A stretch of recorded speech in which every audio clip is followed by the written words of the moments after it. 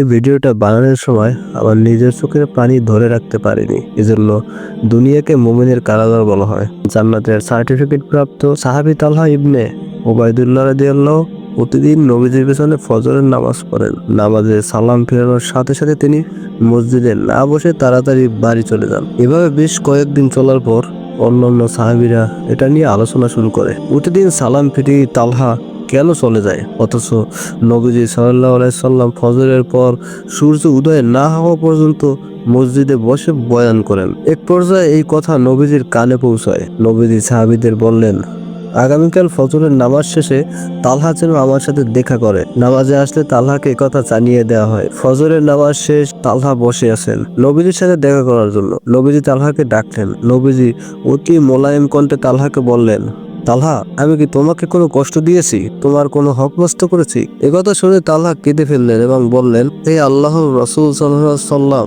আমার জীবন আপনার জন্য উৎসর্গ হোক।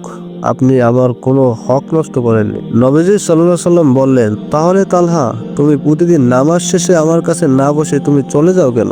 তালহা কেঁদে কেঁদে বললেন, রাসূল সাল্লাল্লাহু আলাইহি সাল্লাম, আমার এবং আমার স্ত্রীর সতর ডাকার জন্য একটিমাত্র জামা আছে, যেটা পরে আমি যখন নামাজ পড়ি আমার স্ত্রী তখন গুহায় থাকেন, এবং স্ত্রী যখন নামাজ পড়ে আমি তখন গুহায় থাকি।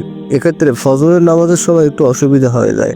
ইয়া আল্লাহর রাসূল সাল্লাল্লাহু আলাইহি সাল্লাম, ফজরের নামাজ আসার সময় আমি আমার স্ত্রীকে একটি গুহায় রেখে আসি। এমত অবস্থায় আমি যদি নামাজ শেষে এখানে বসে থাকি তাহলে তো আমার স্ত্রীর নামাজটা কাজা হয়ে যাবে। তালহার কথা শুনে আল্লাহর রাসূল দরদর করে কাঁদছেন।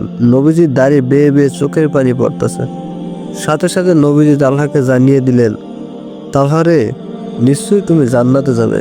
দেখুন, একটা মাত্র পোশাক ছিল তালহা রাদিয়াল্লাহু এর এবং তার স্ত্রীর। তারপরও আল্লাহর প্রতি কোনো অভিযোগ ছিল না তাদের। ইবাদতের প্রতি কোনো অজুহাত ছিল না। আর আল্লাহ আমাদের কত কত নিয়ামত দিয়েছেন, এরপরও কত অভিযোগ, কত অজুহাত।